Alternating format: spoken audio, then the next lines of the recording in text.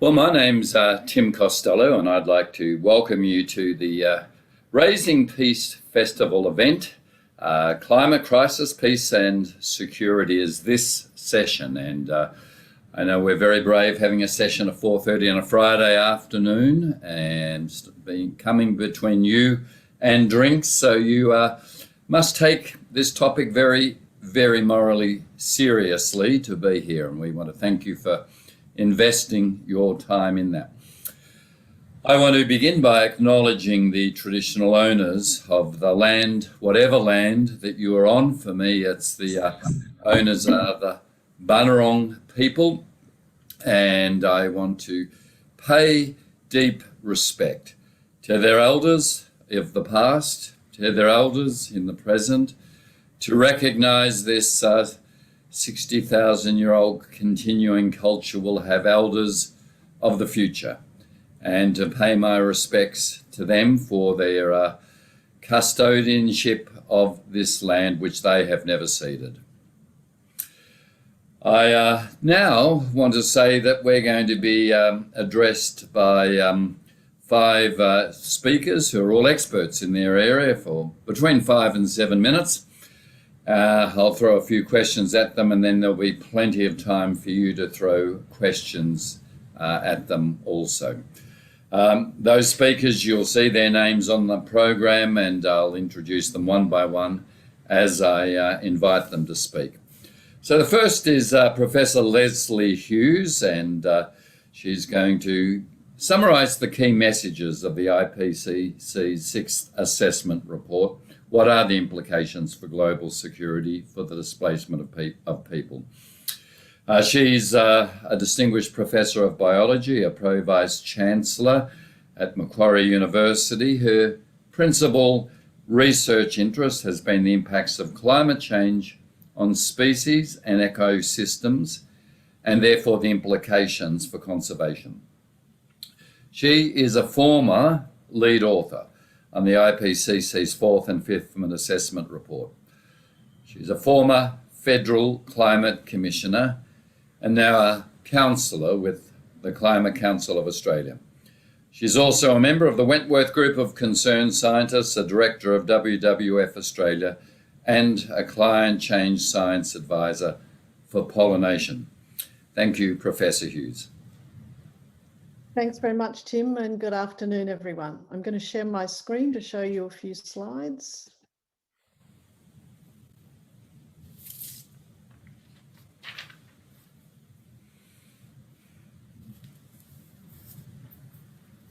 Okay, I hope everybody can see a picture of a bushfire. I'm going to be pretty quick. You'll be aware that the IPCC released their latest report a few weeks ago, and the tagline of that report is that climate change is widespread, rapid, and intensifying. Antonio Guterres, the head of the UN, described it as code red for humanity, and I'm going to very briefly touch on a few important things around that report. So I'll talk a little bit about the climate that we've had, the climate that we'll likely get in the future, what our chances are of alternative futures, and then finally what we need to do both globally and here in Australia.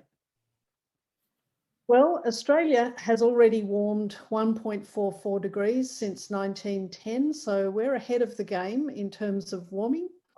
And over the past 5 years, our temperatures have climbed at the very upper limit of climate projections. And what that's meant is more of all of these things: increased risk of bushfires, longer, hotter, drier bushfire seasons, increased bleaching and other environmental change, increased floods, because when we do get rainfall, it comes down in more intense bursts. Stronger, more severe tropical cyclones, now the need for a Category 6, and longer, hotter and drier droughts. So we've all experienced all of these things already. This is the graph from the Climate Council, but it's very consistent with some of the graphs in the IPCC report, showing that we are already committed to further warming because of the accumulated emissions that we've already put into the atmosphere. So at least another 0.2 to 0.6, which means that we're committed really to going over that 1.5 degree target sometime in the early 2030s, if not before. So even if we could stop emitting today, we are already committed to more warming. And of course, that means more of all of those things I just talked about in the future. All of these extreme events are accelerating in their frequency and their severity. And we will expect to continue to see those things accelerate at least for the next few decades. In terms of extreme heat, here in Australia, 50-degree days in Australian capital cities like Sydney and Melbourne could be relatively common by mid-century. Now, the Paris Climate Agreement is a very important international agreement, and it aims to keep global temperatures to well below 2 degrees with an aspiration to keep them below 1.5 degrees. Unfortunately, thus far, the pledges of emissions reduction by the signatories to the Paris Climate Agreement will, even if met 100% and on time, lead to probably at least 3 degrees of warming. What does that mean for the world? Well, it's been described, 3 degrees of warming has been described as outright chaos. 4 degrees, if we keep going, which is where we're headed at the moment, incompatible with an organised and, of course, peaceful global community.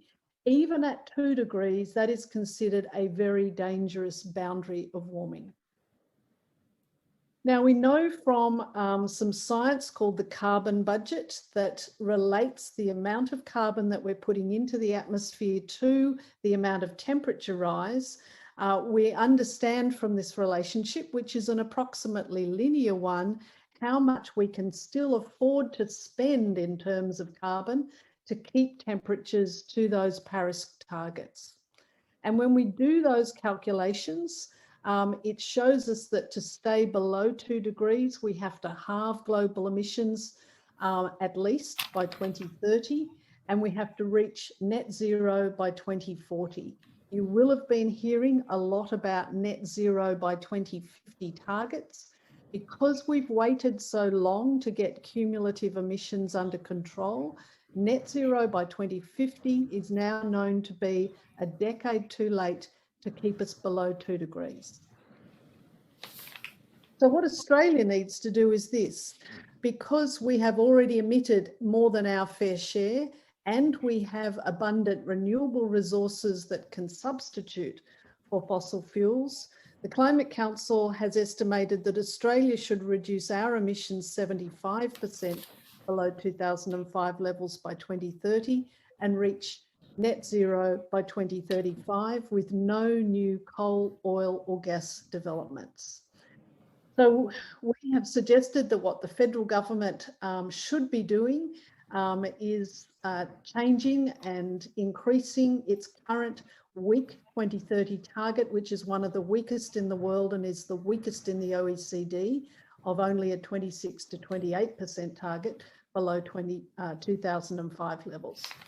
At present, the government has not announced a national net zero target, though it is expected that a 2050 target, a decade too late, will be announced before the next climate change meeting. We also have a government that continues to subsidise and spruik fossil fuels, including a gas-led recovery from the pandemic. Australia is internationally regarded as a global laggard on climate policy. The last UN Sustainable Development Report scored Australia last out of 193 countries on climate policy and action. And the Climate Change Performance Index in 2020 scored us second last, below what was then Trump's America. So now we look ahead to COP26 in Glasgow in November, where the signatories to the agreement are hoped and expected to increase their level of ambition. As I said, Australia has thus far indicated no change to either its 2030 target or to a net zero target. Fortunately, a lot of our allies and trading partners have announced far greater emissions reduction targets for 2030. The EU 55% by that time, the US 50%, the UK 68%, Canada 40 to 45%, and Japan 46%. One of the most important messages in the IPCC report is that the benefits of stronger action can be realised within our lifetimes. That is, if we manage to reduce emissions strongly and deeply in the next decade, before 2030, then we can hope to level off global warming by mid-century and move into a safer operating climatic space for humanity in the second half of this century. So just to finish off and to provide a bit of context for the rest of the talks, we absolutely are in a climate emergency. It is a fact, not just a slogan. We are seeing our physical and biological world transforming before our eyes, and we don't have a lot of time. The mountain of cumulative emissions is still growing. Every fraction of a degree of warming matters because every fraction of a degree of warming is doing us harm. That means that every year that we delay getting on top of this emissions mountain absolutely matters, and every choice we make absolutely matters. Thank you. I'll stop sharing. Thank you so much, Lesley. That was really, really important to hear. Our next speaker is Wendy Flannery, and she's been involved for 20 years plus in education and development groups in Papua New Guinea and the wider Pacific region. Her first involvement in climate justice was in conjunction with a World Council of Churches program, Justice, Peace and Integrity of Creation in the 1990s. Since 2009, Wendy has coordinated the Climate Frontlines program of Friends of the Earth Australia, collaborating with the Pacific Islands Council of Queensland in dialogue with the Pacific Islands Climate Action Network. The program has also provided opportunities for Torres Strait Islander advocates to publicise the climate change impacts on their homelands. Since 2013, Wendy has been a member of WILPF's Queensland branch and was recently elected National Vice President. She's going to really open up to us climate change and conflict with special reference to Australia and the Pacific. Thanks, Wendy. I think you're on mute.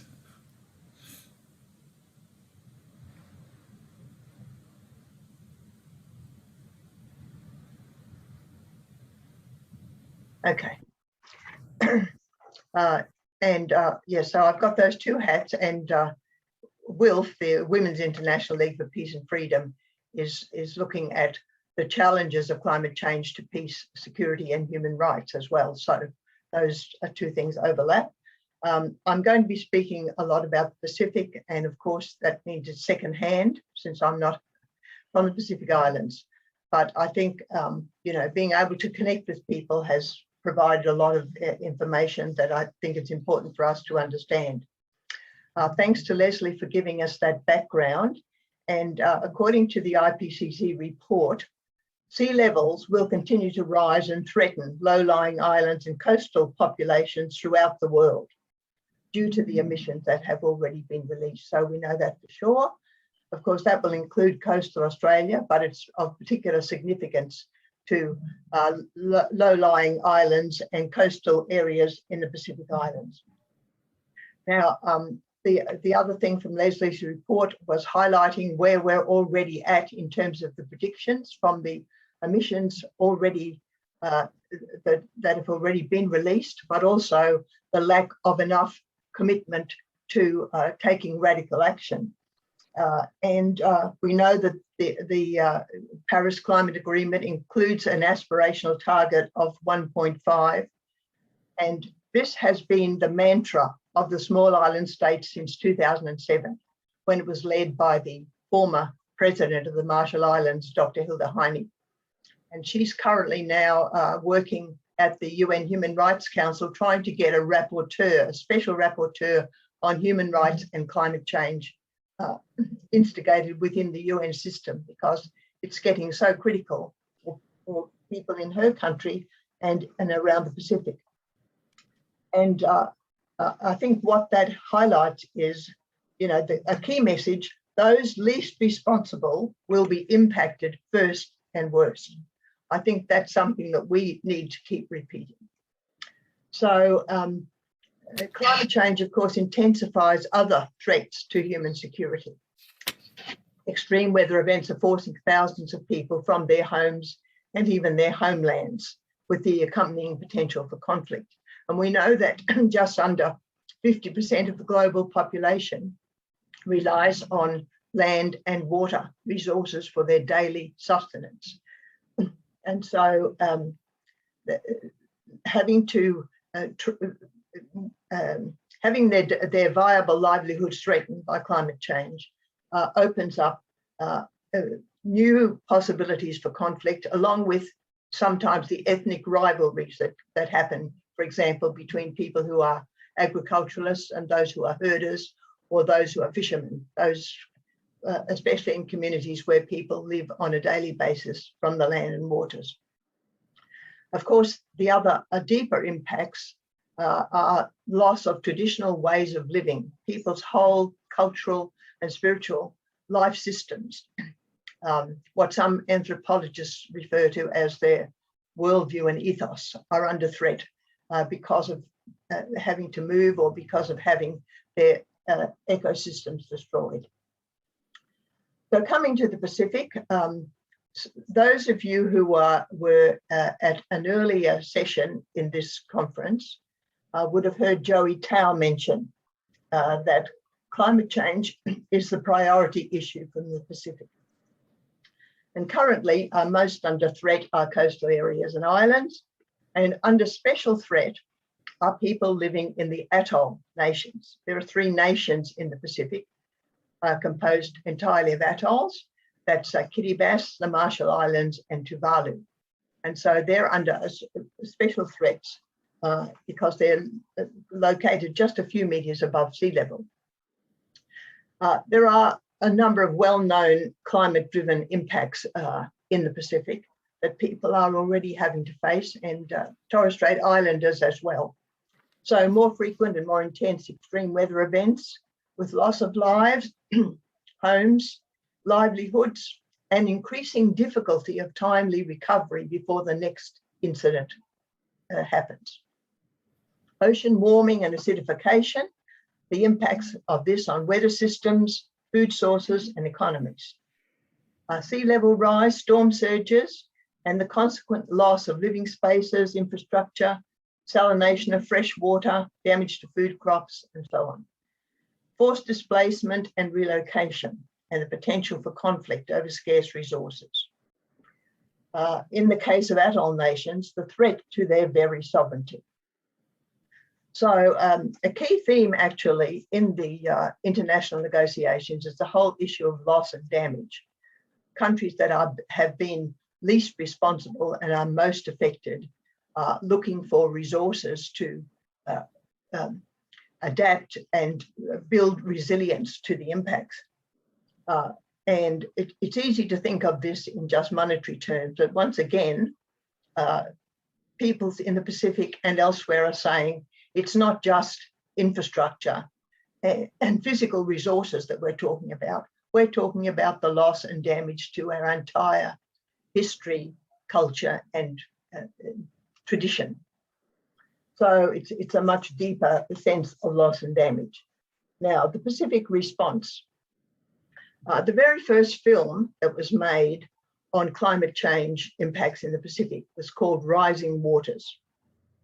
And in that film, the thing that I remember vividly was the presence of 2 representatives from the Pacific, that's all there were, one from Samoa and one, I'm not sure whether from Papua New Guinea or Fiji, at the 1997 Conference of the Parties that issued the Kyoto Protocol.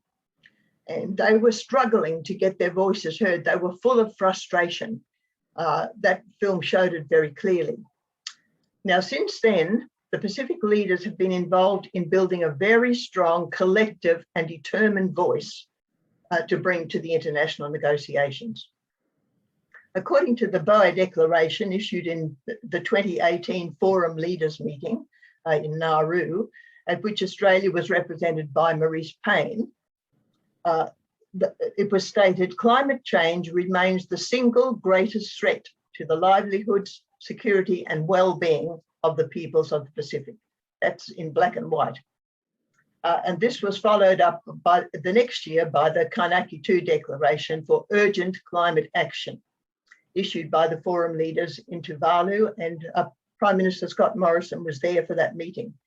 And they had a very, very clear outline of the action that needed to be taken to address that single greatest threat to everything that they held dear. Now, a key to avoiding the potential conflict that will arise from all these climate-related threats has been building Pacific solidarity. And I want to highlight that positive thing. And a self-identification of the peoples of the Pacific as the blue Pacific continent. And if you look online, you'll be able to find a map which illustrates what that looks like. So people building a very, very strong sense of regional identity based on the fact that they're in the ocean. And this provides an impetus for the determination to ensure that existing national and regional ocean boundaries are fully recognised in international law. And that's going to be a critical thing for those island nations, to get their current national and regional boundaries fully recognised. And hopefully that will happen next year, but we'll need a lot of allies to bring it to fruition. Along with that, they have working towards a 2050 plan with engagement of local and regional institutions, organisations and civil society. Now, I'd like to use this opportunity to recognise the important role of Dame Meg Taylor in that whole solidarity building movement. She's the immediate former General Secretary of the Pacific Islands Forum, originally from Papua New Guinea, from the highlands of Papua New Guinea. So she's done a fantastic job to build that solidarity of the Blue Pacific continent. The past 10 years has seen a groundswell of civil society mobilisation for climate action, with increasing emphasis in the last couple of years on the links between climate change, the threat of climate change and human rights. These efforts to build solidarity will be critically important, in particular when people are forced to move either internally or across boundaries within the Pacific, or to another location outside the Pacific region. So that opens up potential for conflict. Already, I think people are learning from examples that have already happened. The case of the Carteret Islanders off northeast of Bougainville and part of Bougainville province in Papua New Guinea. There's been a program since 2009 to help relocate people from the Carterets.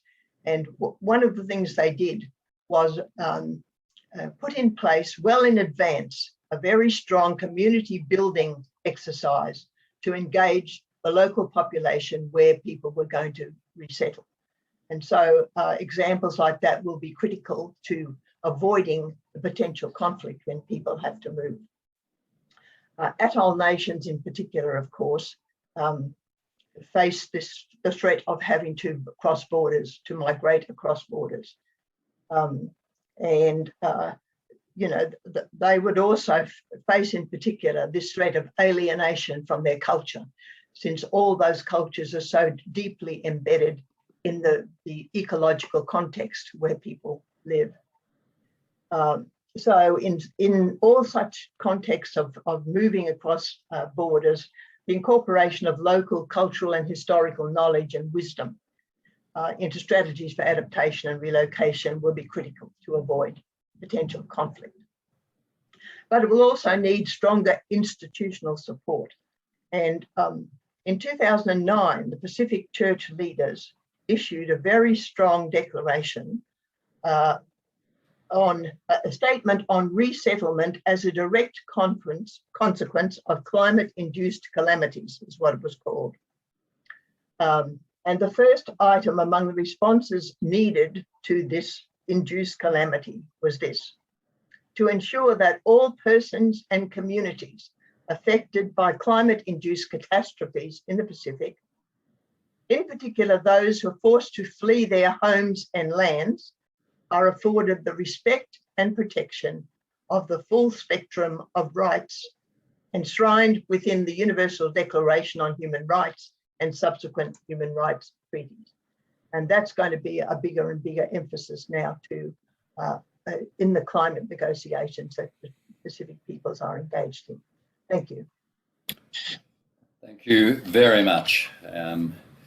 We're now going to move on to our third speaker, and that's Ian Lowe, and he's Professor Emeritus from Griffith University.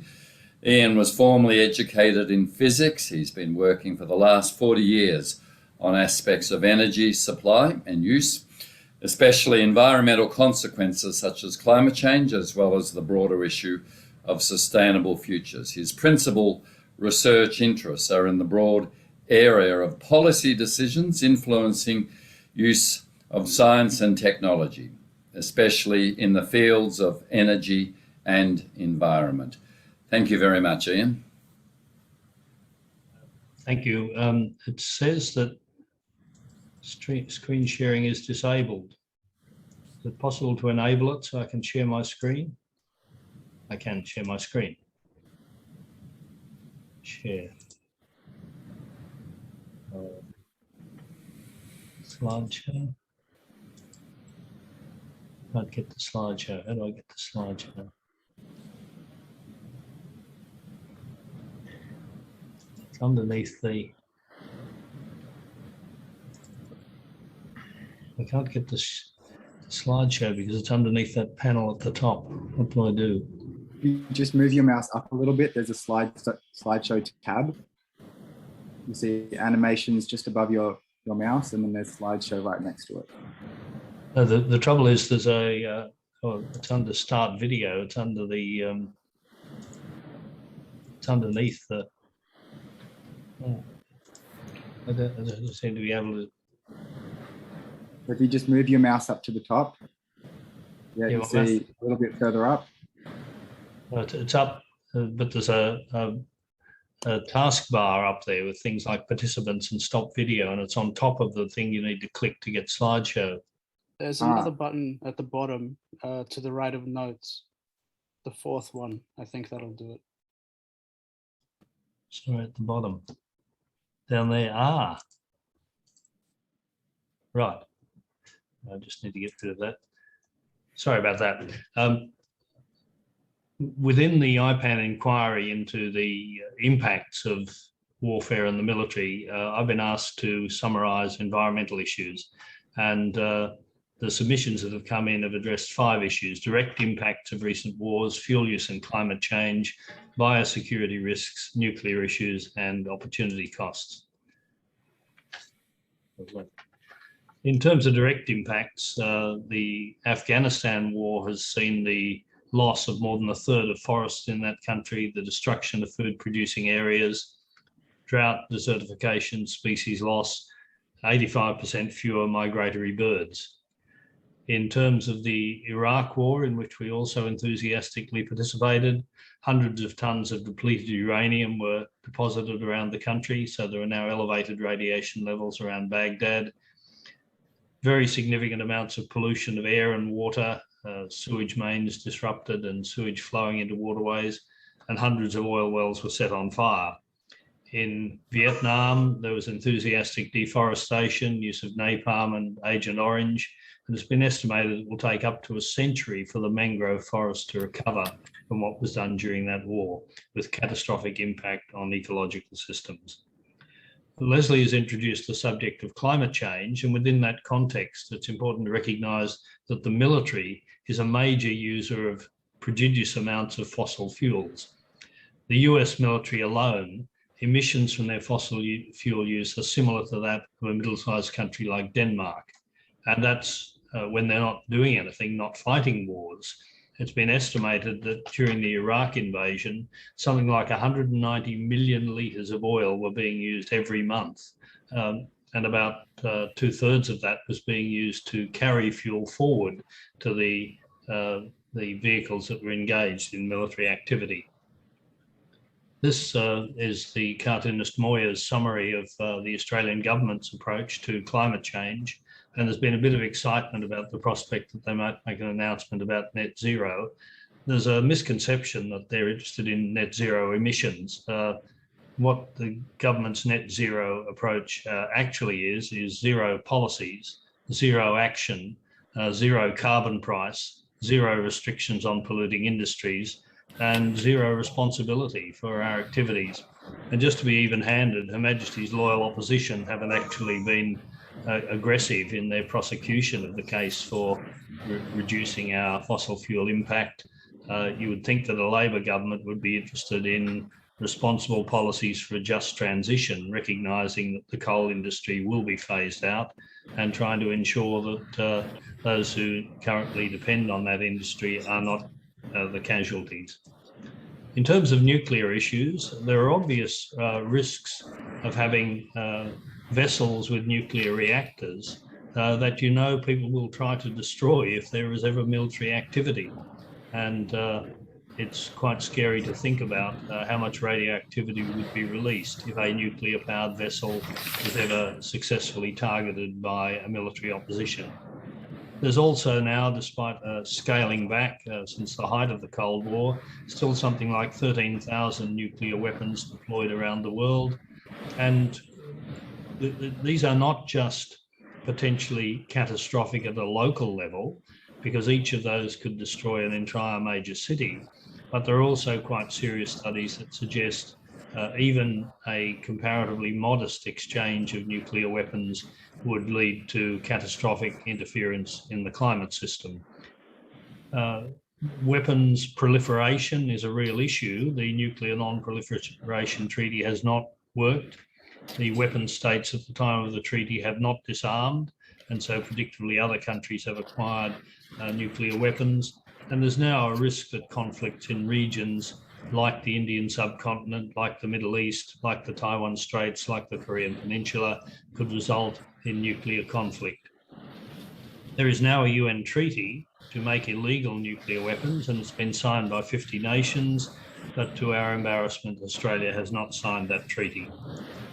Several submissions have pointed out that there are opportunity costs, things we can't do because we prioritise spending on the military. When he left office after 8 years as the US president, General Eisenhower reflected that every dollar spent on the military was a crime against those who are hungry, against those who are not properly housed, against those who don't have decent education or health care. And several submissions have pointed out that our huge military expenditure reduces the funds that are available for environmental protection, for slowing climate change, for restoring degraded landscapes, for saving what remains of our biodiversity, as well as for desirable social activities like housing the homeless, or ensuring that every child in Australia gets a decent education, however carelessly they chose their parents, or ensuring that everyone has access to proper health care. Finally, there are biosecurity risks. I frequently travel to New Zealand to play cricket. And when I arrive in New Zealand from Australia, my cricket boots are carefully checked to ensure I'm not carrying soil or grass seeds or anything that would be a risk to biosecurity. And the same applies when I come back. But the US military refuses to allow Australian authorities to screen their vessels to ensure that they are not a biosecurity risk. So international exercises like Talisman Sabre are not just an environmental risk locally, they also constitute a risk to biosecurity. To conclude, warfare obviously in the short term has disastrous environmental impacts. There are too many recent examples to document, but I've given you enough to illustrate that point. The military is also a prodigious user of fossil fuels and therefore contributing significantly to climate change. And the nuclear sword of Damocles hangs over us all, and it's a serious existential threat to human civilization. And finally, I agree with the late General Eisenhower that every dollar spent on the military is a crime against those who hunger and are not fed, those who are homeless, those who don't have a proper education, reasonable health care, or access to the desirable features of modern life. Thank you very much. Thank you very much, Ian. So our fourth speaker is Nick Deane. Nick is an ex-public servant with a degree in sociology. He is a member of the National Coordinating Committee of the Independent and Peaceful Australian Network, IPAN, and convener for the Marrickville group. Thanks very much, Nick. Thank you, Tim. My remarks begin on what I think is a realistic, but others may consider a very pessimistic note. I think it's too late to prevent climate change. I think the best we can do is slow its advance slightly. And I've got two reasons for adopting this position. Firstly, we can't stop it. The natural forces that we have set in train are way above our ability to control them. And secondly, my understanding of the way society works suggests that it moves too slowly to produce sufficient change within any meaningful time frame. In short, we can't and won't stop the crisis coming. So I think we need to move on from focusing on this or that level of emissions reduction. It's more important for us to think about the ways in which we are going to cope with climate change as opposed to dealing with it, if you get the distinction. In much the same way that we're coming around to agreeing that we're now going to have to learn to live with COVID-19 and cope as best we can, we're going to have to learn ways of living and coping with the climate crisis. We need to find appropriate ways of responding to it as it gathers momentum. And it's this aspect that makes the matter of peace so very high on my personal agenda. As other speakers have mentioned, the climate crisis is going to have the most enormous social ramifications. Indeed, the social impacts of the crisis bother me more than the local physical impacts of drought, fires, storms, and floods, significant though these are.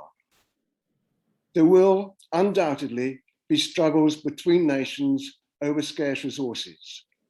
For example, water resources. The possibility of wars is very real.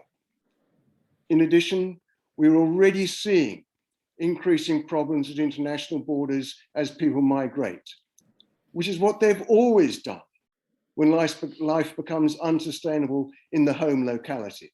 To witness what is happening now on the USA's southern border and in the Mediterranean.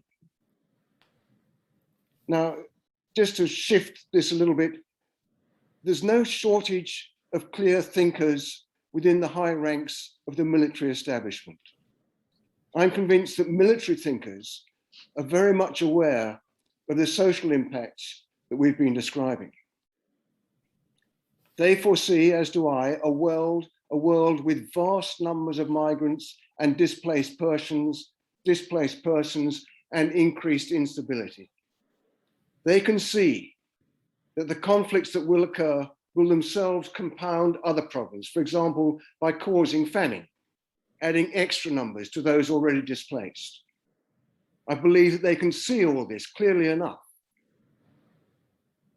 What worries me is that this coming instability is seen as an acute problem requiring an immediate military response as a solution.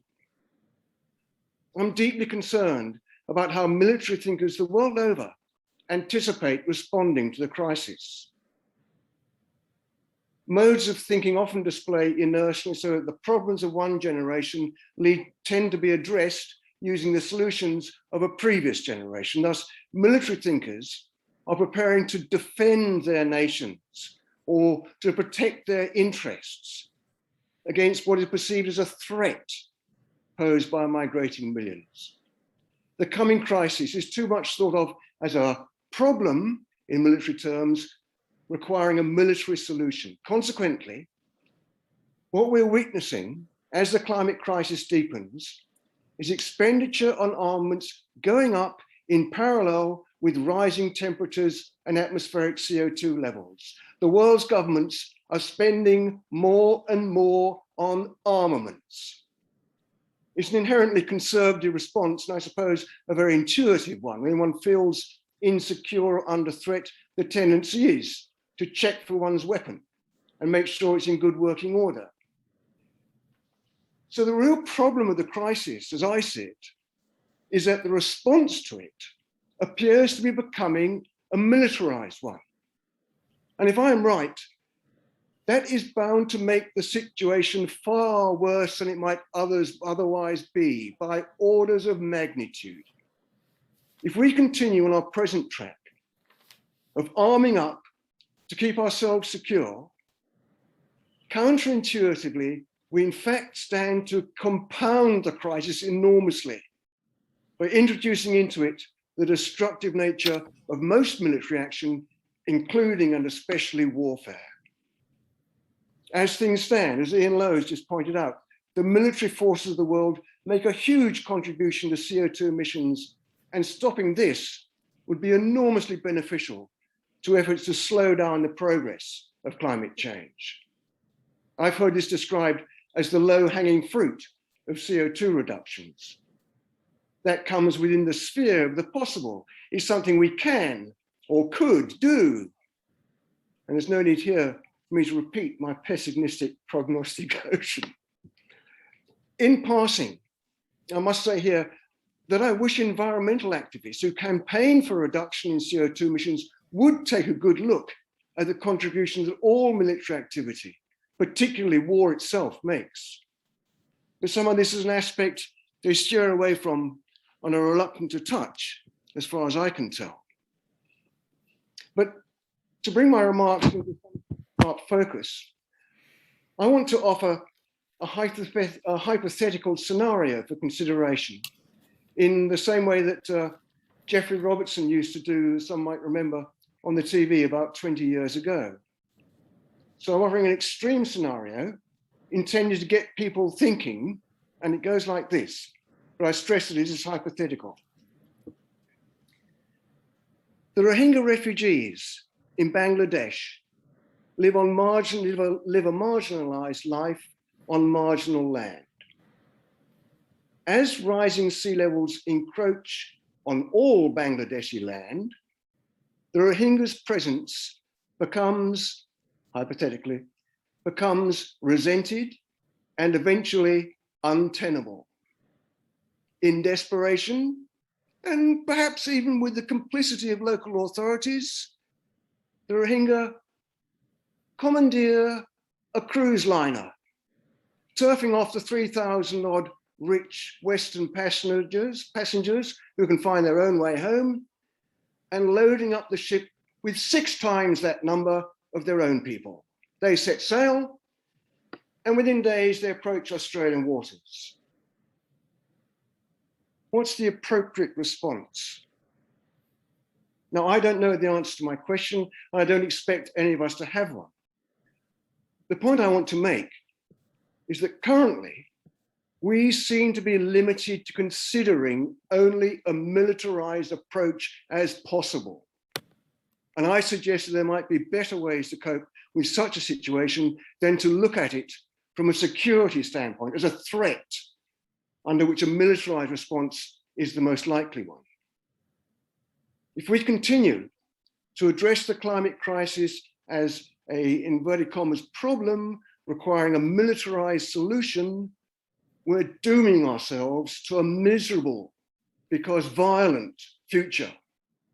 One made much worse than it need be by allowing warfare to intrude and predominate. We should instead look at the climate crisis as a long-term natural event for which there are no short-term and especially no military solutions. We are going to have to learn to live through this crisis as best we can. And that means doing so without the capability and without resort to military. Thank you very much, Nick. We Really appreciate that. Just lost the last sentence, but the diction was clear otherwise. That brings us now to our last speaker, and that's Sheryl Durant. Cheryl has presented and participated at numerous national and international fora, including the Planetary Security Conference and the inaugural International Climate Engineering Conference. Cheryl is currently a member of the Climate and Security Working Group, Asia Pacific, and a fellow of the Institute of Integrated Economic Research in Australia. She's going to talk about the climate implications for the military and new approaches for peace and security. Thanks a lot, Cheryl. Thanks, Tim. And I'm joining the conversation today from Palawa Land in Tasmania, and I pay my respects to their elders, past, present, and emerging. I guess we've painted a grim picture from our speakers today. Not only are there horrendous impacts from climate change itself, as Lesley has taken us through, but climate change does intersect with the other securities, food security, water security, human security, and it multiplies all those threats as well, as we've outlined in a recent Climate Council report. So what to do about it? Because what history has shown us is when there has been cases of environmental stress on societies, in many instances they have gone to war, or they have collapsed, or they have migrated or gone through a period of conflict and violence. So what we need to do now is think about how we can think about security differently and come up with practical solutions, because we need in this to take everyone along, not just everyone in Australia, but also everyone in the world, because climate change is a global problem that transcends boundaries and is not really reducible by national security thinking. And I think this is recognised by militaries because the language coming from the Biden Leaders Summit from the US Secretary of Defence, Lloyd J. Austin III, absolutely surprised me earlier this year, because the language he was using was not the language of national security, but the language of ecological security, which is now becoming quite well established in many security circles, including the UN Department of Peacekeeping. It's long been integrated into Chinese security thinking, and is now beginning to trickle into Western thinking. And ecological security really is an imagining of how security can be brought together. At the moment, security tends to be divided by adjectives. There are little experts in different pockets of security trying to solve it from a national security perspective, or a food security, or a human security, or a natural security. And what it's lacking is a sort of systems perspective of security. And I always turn to the great systems thinker Donella Meadows, who, when sort of articulating the best place to intervene to solve a problem, normally fell upon the paradigm or the way of thinking as the place to make most change. So that's the challenge to us. Not only do we have to change climate change or respond to climate change, but we also need to rise to the challenge of designing or imagining a better and more peaceful world, and tackling global inequality at the same time. So that's what I see as the triple challenge that climate change creates. I'm encouraged by the ecological security thinking coming from a number of militaries in the United Nations.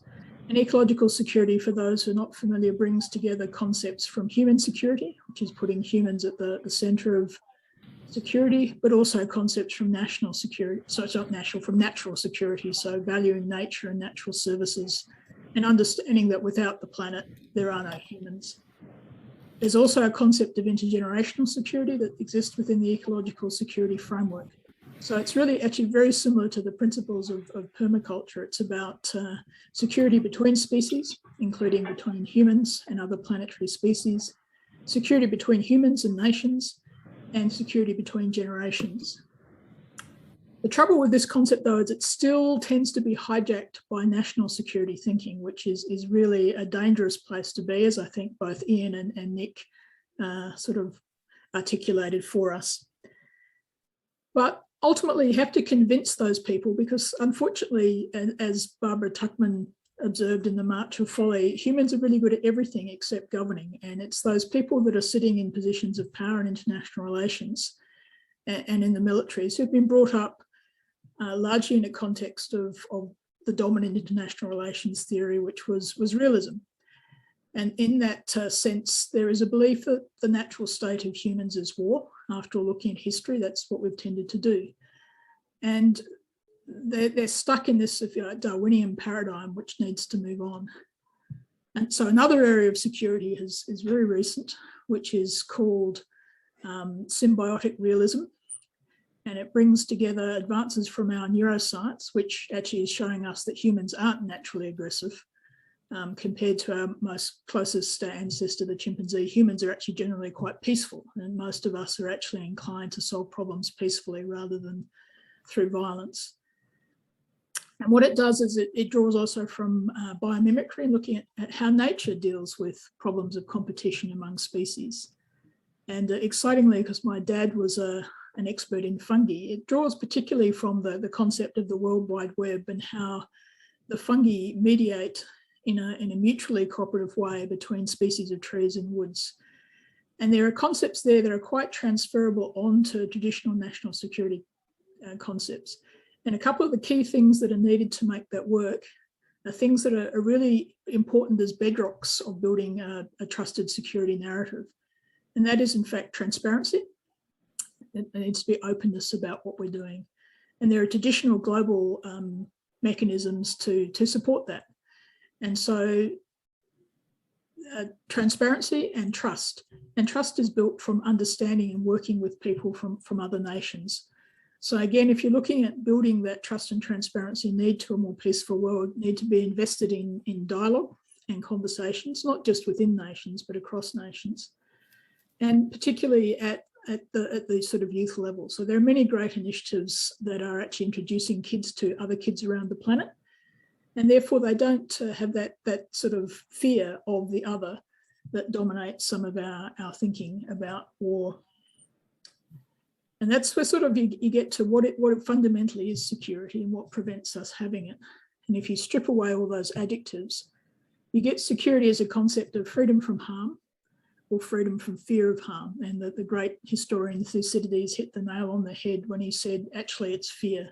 Fear tends to be at the foundation of conflict and violence, because if you're fearful, you do hunker down, as I think Ian or Nick said, and you do go and check your weapons and start looking and thinking in a more conservative way. But also the neuroscience tells us that fear actually inhibits good decision making.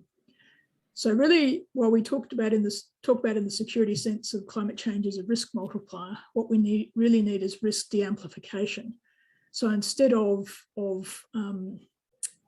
stopping university exchanges between nations, we need to actually be fighting hard for things like university exchanges between nations and greater flow of people across borders. I'm lucky enough to work in several projects which work across nations. And so for Nick's hypothetical, I think the question is, if you have empathy with those people, you answer a different, and trust and transparency, and you know them and recognize them, you're probably going to have a different answer than if you've never actually met or been exposed to different cultures and different people. So there are some fundamental things that need to be constantly reinforced if we're going to expect that decision makers sitting in the international relations, the diplomats and the military to make good decisions. And just as an example of where this worked was the East Timor conflict. Long time ago now, but luckily enough, when an Australian platoon and an Indonesian platoon met on the border at the very start of the Timor crisis, those two officers knew each other because they'd actually been on an exchange, and that officer was one of our top Indonesian-speaking linguists. And they were able to have a conversation that actually damped down what could have been a crisis. So while there's, I think, legitimate concern about militarising the problem or securitising the problem, militaries do need to be a normal part of the dialogue about a solution on climate change, because they're not just a threat, they also have things to offer. So I'll just leave it at that. Thank you very much, Cheryl. And to all the speakers, thank you. We have a bit of time for questions. I've been noting some of the questions coming in, and we'll try and throw those at the speakers. So look, I might start. It struck me, and it ran through really all of the speakers, but very exaggeratedly, maybe with the last two. Nick saying we can't stop climate change. And we've got to learn to deal with it. Cheryl, reminding us that humans normally are not naturally aggressive, and a more hopeful note. Now, most of us come to conferences like this and listen because deep down, we don't just want to be informed. We actually think we can do something, we can stop something, we actually have hope. I'd just be interested in that balance between hope and accepting we can't do much and therefore just dealing with it, as Nick said. What you think? Over to anyone who wants to respond. I'll have a go, Tim. Yeah. Look, as I said in my talk, the IPCC makes it very clear, firstly, that it's not a matter of climate change in the future. Climate change is now, so that's fundamental. And yes, we can stop climate change, at least the human-induced component of climate change. And the IPCC report makes that very clear from a scientific perspective.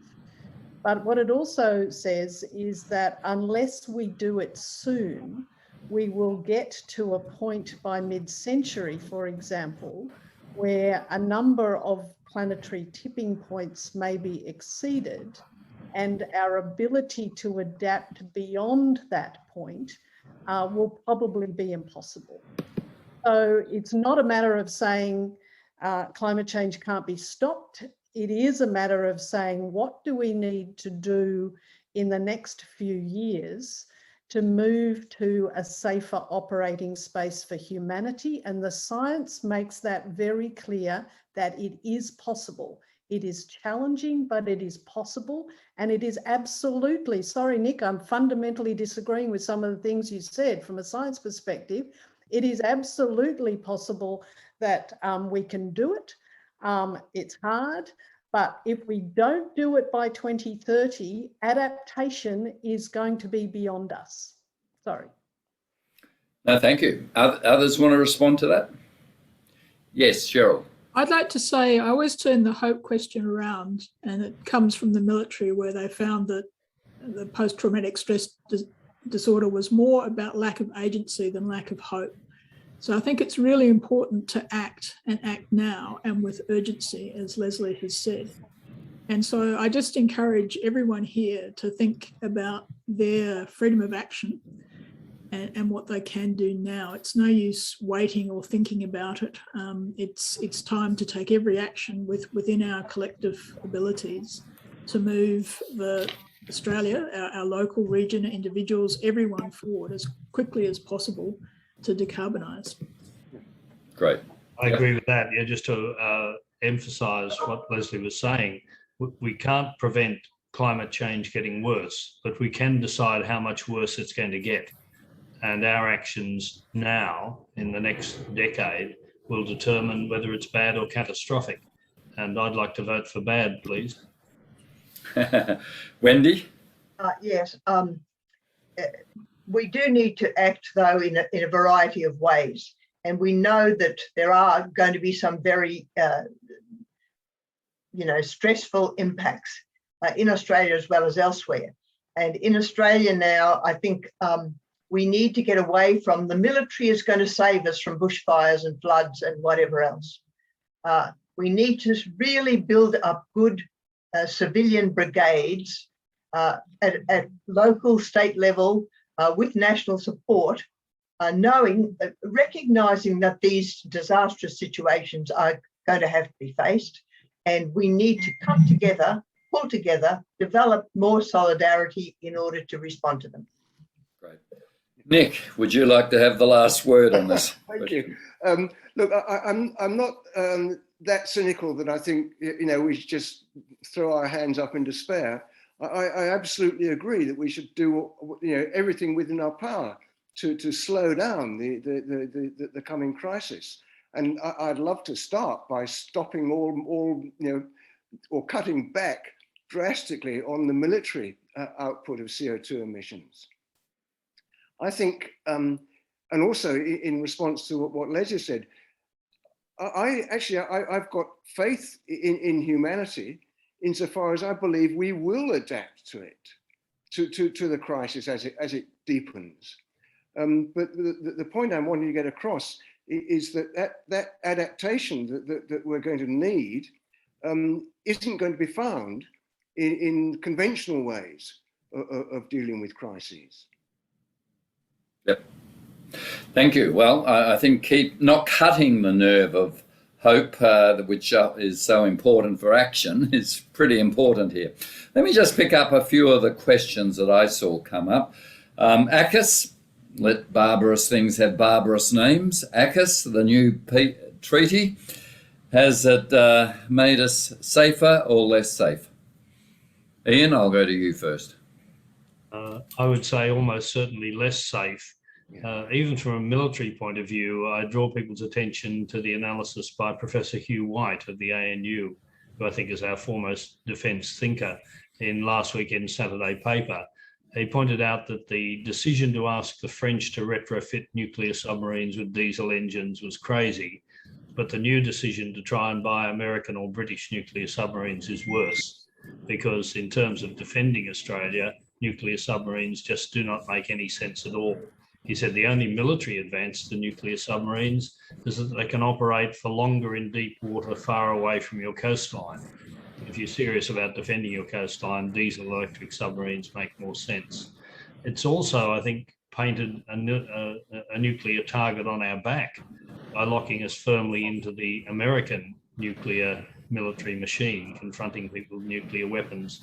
And I suppose a fundamental issue I have with the idea of nuclear weapons for, quote, defence, end of quote, is that if a rogue terrorist holds a dozen people hostage and threatens to kill them if they don't get their way, we're rightly outraged. And an incident like the Lindt Cafe siege raises considerable community concern.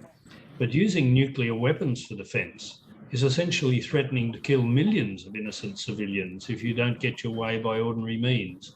And so nuclear weapons are, I believe, morally indefensible, and locking ourselves into the nuclear military machine is, I think, a huge step backwards in terms of Australian security.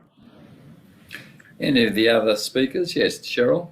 I'll just take a slightly controversial take on that one. So first, just to correct, it's actually nuclear power, not nuclear weapons, which we've signed up to explore, not necessarily get at this stage. But also I'm interested in the fact that China then felt the need to regain some of its soft power by, and it's recently from moving from quite an aggressive foreign policy to now being much more conciliatory, and has also announced, I think a couple of days ago, its intent to stop subsidising coal plants globally. So it's always a complex web of things, and certainly China had been behaving aggressively. And if this sort of solidarity or show of strength by the West has moved China to be more conciliatory and to buy in more to climate change, that's not quite such a bad thing. So I think the answer is never quite black and white in this space. Let me then move on. One of the other questions was about the right, fascist, authoritarian governments and activities, particularly in the face of COVID. How will all this translate? Do we have hope that authoritarian governments like China might be our saviour in climate change? Look, as a cynic, I have some doubts about the capacity of democracies to deal effectively with climate change. I think democracies worked fine whilst economies were growing, because in that situation, the politicians can promise everybody increased income, an improved standard of living after the next election. Whereas what's needed now, if we're going to get serious about the climate crisis, is politicians have got to promise people a reduced standard of living. And that's very hard to sell in a democracy. Whereas I don't want to live under an authoritarian regime, although some of the recent decisions might just as well have been taken by an authoritarian government. I don't want to live like that. But those regimes may well cope with the crisis better than the democracies. Any other panelists have a view on this? Yes, Wendy. No, I just want to, raise this issue of the rise of the far right, so-called neo-Nazis.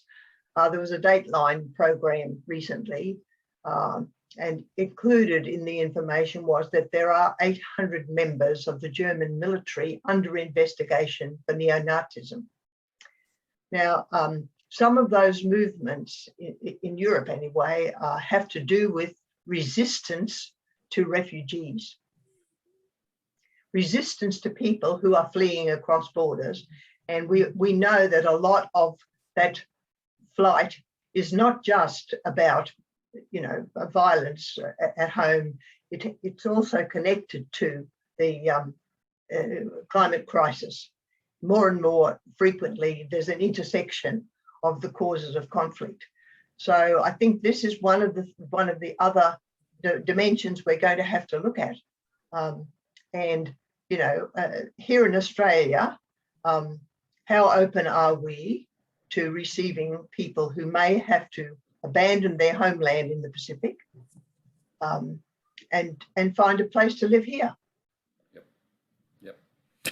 Tim, could I make two comments? Sure. One is that authoritarian governments can respond more rapidly than democratic ones, and but the problem with that is that benevolent dictators usually only stay benevolent as long as their position is not threatened. And in the long term, I don't think you can trust authoritarian regimes. But the other issue is to what extent we have democratic decision making. I mean, what consultation was there with the community before the government, out of the blue, announced that we were entering a nuclear warship alliance with the United States of America and the United Kingdom? I mean, there wasn't any semblance of democratic participation. And there's even resistance within the parliament to the suggestion that there should have to be parliamentary approval for a government to engage in military action, because governments are resistant to allowing even that pathetic level of community involvement, of allowing their own political party to decide whether or not they can take military action. Yep. There was a question, just for clarification, someone was asking, I understand we can't take nuclear submarines and keep faith with the Nuclear Non-Proliferation Treaty. Labor, of course, have made that a precondition. Does anyone know the detail of that? The questioner is saying that, asserting that. Yep. Well, it depends what nuclear submarines we have, because the American nuclear submarines, for example, use highly enriched uranium, which is weapon-grade material. So clearly, having US nuclear submarines here would be in breach of the letter of the Non-Proliferation Treaty. The UK submarines would certainly be in contravention of the spirit of the Non-Proliferation Treaty, but a legal mind might say it didn't contravene the letter of the treaty. So it depends what submarines we use and how charitably you interpret the fine print of the Non-Proliferation Treaty. Yep, thank you. Some questions are saying, given it is now, 1 minute to midnight, should we be considering engineering solutions, CO2 extraction, for example? Thanks, Lesley. I'll have a go at that, Tim. Look, it's probably getting towards the point at which those things need to be considered. Certainly, carbon capture and storage has been the subject of much research, billions and billions of dollars of research over the last decade or so, which haven't frankly come to much. There's a lot of criticism of that whole area because a lot of people see it as simply prolonging the use of fossil fuels. But interestingly, there was, for example, in the news just a week or two ago, the first CO2 drawdown machine that got started in Iceland, which actually simply sucks CO2 out of the atmosphere, turns it into gas, which is pumped into underground fissures, and it eventually solidifies. And Iceland has a particular geology that's suited. But it was also pointed out that we would need literally millions of those sorts of machines operating all over the world to really make a difference. But nonetheless, it's an interesting possibility. I mean, I think because climate change is such a large and wicked problem, there's no single solution. There is behavioural change, there's policy change, there's technological advancement, and all of those things that we can do to draw down CO2 probably also do need to be employed. But we also have to remember that the best way of drawing down CO2 is actually planting a tree. So conserving our natural environment, restoring a lot of what is lost, will actually go a long way towards solving the problem. Can I agree with that and say, so far, carbon capture and storage has successfully captured and stored huge amounts of public money, but it hasn't captured and stored much carbon dioxide, whereas we know planting trees works. But in the last 25 years, we've lost 100 million hectares of forest, and we really need to be reversing that trend as a matter of urgency. Thanks, Cheryl. So I'd just like to add that I spent some time talking with those who work in the geoengineering science, and almost all of them have the view of we shouldn't be doing this except at the very last resort, but we probably are getting, as Lesley said, to that last resort. But interestingly, there was an article last week where the CO2 put out by the Australian bushfires created a massive algal bloom to our east, and actually most of that CO2 was then sucked down into the deep ocean. So nature already has a solution. So again, I think I'm always encouraged where we're working with nature-based solutions rather than inventing some tech that flies in the face of it. Yeah. Well, one of the questions then was seaweed draws down more. Is that one of those nature-based solutions? Well, yes, it is. And our colleague Tim Flannery has written a whole book about seaweed.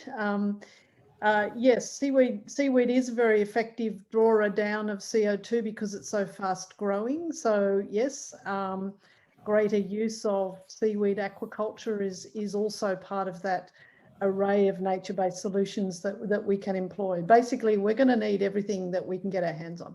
Yeah, yeah. With that comment, Lesley, we know that in America, not just America, but the Biden-Obama faction certainly thought maybe nuclear, if it's really desperate, becomes part of the answer. The other part of the Democrats would say absolutely not. Nick got us to the point of this desperation. I'm going to blame you, Nick. But do we then say even nuclear is thinkable if it's as devastating as we know is what's locked in? Well, I'll have a go and then pass over to Ian, who's a much more expert at this. But I mean, we often get asked at the Climate Council, what about going nuclear? My personal view is that for two reasons, both political and economic, we're very unlikely to ever go nuclear in Australia from a power generation perspective. Politically, I can't imagine any politician agreeing to have a nuclear power station in their electorate. You know, it's the NIMBY. But the amount of money that a nuclear power station would cost in terms of the capital that's needed up front and the time it would take to be built, given that renewables have now got so cheap and are getting cheaper all the time to produce energy, I can't imagine any bank lending money for the capital to build a nuclear power station that might not come online for 10 or 20 years, given the trajectory of the cheapness of renewable energy. So I don't see it either practical from either a political or an economic perspective. But thanks. I would Ian? bow to Ian's much greater, and he's just written a book about it. It's cynical to refer to my book, so I won't mention that. But Leslie's spot on. I mean, if you look at the economics of nuclear, it doesn't make any sense for countries that don't have nuclear power now, like Australia or New Zealand or Norway. At the other end of the extreme, a country like France that still gets 70% of its electricity from nuclear power, it's difficult to see how they could do without nuclear power on any reasonable timescale. But in terms of the global picture, last year the world commissioned 192 gigawatts of renewables, solar, wind and hydro, and a net 3 gigawatts of nuclear. So the world has basically decided, largely on economic grounds, because the average cost of power from solar and wind is now 3 or 4 cents a kilowatt hour, and nuclear is about 16. So it's not just a bit more expensive, it's 3 or 4 times as expensive, even with enough storage to be firm capacity. So it just doesn't make any sense. Yep. I'll just add 2 words, Chernobyl and Fukushima. Yep. Thanks, Nick. Look, a number of questions, and we always arrive at this place, generally around, so it's the political system we've got that's failed us. It's the lack of parties being able to take a stand. We certainly know that most people who understand politics sense, a politician says the sacrifices I make, you wouldn't see the benefits for 10, 15, 20 years. I'm running in 2 or 3 years, therefore why would I? Anyone want to make any comments about what we can do given the political system that we have? Well, we've got a federal election coming up sometime before next March. So, if everybody, or if even half or 40% of the country put climate action as the #1 reason why they would vote for a candidate, we would start to get a lot of action very quickly. But I also think, and there was a question in the chat a while back about the sort of the climate change communication issue. And I think one of the arguments we do need to employ perhaps a lot more is the co-benefits of action. Acting on climate change does not mean we need to go back to living in caves and lighting candles. I mean, action on climate change means cleaner water, cleaner air, better health, better health from the perspective of our diet and exercise and all of those sorts of things. So I think, our politicians currently at the federal level have certainly failed us, though not so much at the state and territory and local level. But I think we need to make climate action our #1 voting priority, but also communicate about all of those co-benefits of climate action. We can all have a better, healthier, cleaner life and solve the climate crisis at the same time. So that to me is where the hope comes from. Good, thanks. Anyone else wish to comment on that question?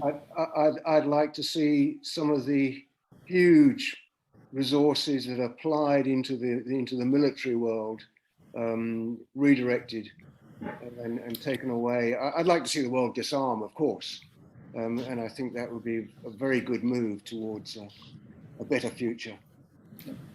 No, that Eisenhower quote that Ian read resonates powerfully with me. I've been campaigning for years to increase aid for the world's poor.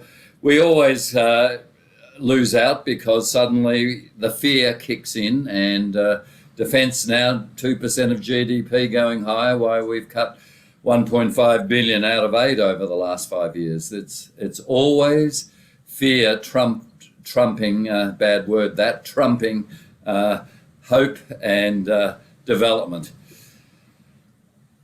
So I really have gone through most of the questions and summarising that I saw there. I might just invite each of you, you don't need to do it, to make a short closing statement. This has been a terrific session, but if we can start to wind it up now, who would like to go first? Well, I'll go first if you like. Sorry, Nick, go ahead. Okay, it'll get me out of the way. No, I'm pessimistic about us, coping with or dealing with the climate crisis in the short term, but in the long term, I've got great faith in humanity. Somehow or other, we'll come through it and we'll come out the other side of it better and with a better world. But there may be some very unpleasant years coming for the next few generations, I fear. Nick, you've taken us to the pits of despair and now the heights of hope. Thank you. Lesley. Look, I think the best thing to keep in mind is that action is the antidote to despair. It's very easy to sit around and be despairing. And the way to counter that is to do something. And there's lots and lots of things we can do, whether it's who we vote for or what we eat or what we drive or, everything about our daily lives.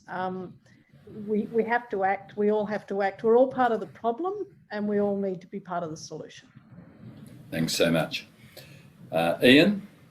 I think the one thing that terrifies politicians is the prospect of being voted out of office. And the election of Zali Steggall in Warringah, of Kerryn Phelps at the Wentworth by-election, of independents in Indi, show that there's no such thing as a safe seat now if enough people want change badly enough.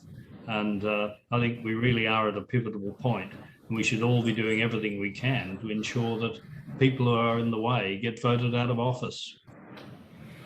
Thanks, Ian. Wendy?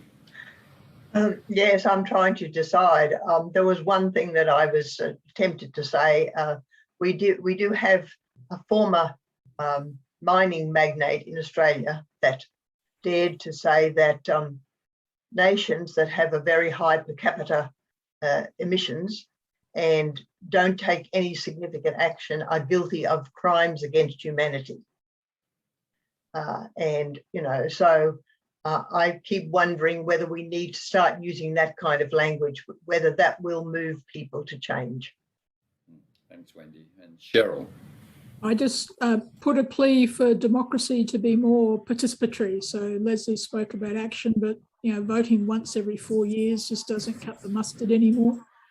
There are much more advanced now, so democracy is faltering. We need to revive democracy if that's the hope to a better future. And we can only do that by acting in a civic way as individuals. So go and join those voices of groups, talk to your local members, go to your local council. It's not just your personal action in your own power choices and energy choices. It's actually your civic voice, I think, will be more important than anything else.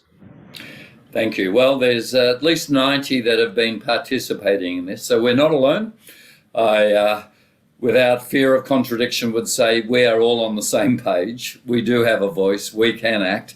Thank you so much for your time. And make sure you go and buy Ian Lowe's book. And thank you to each member of the panel. I really appreciated that. Thanks very much.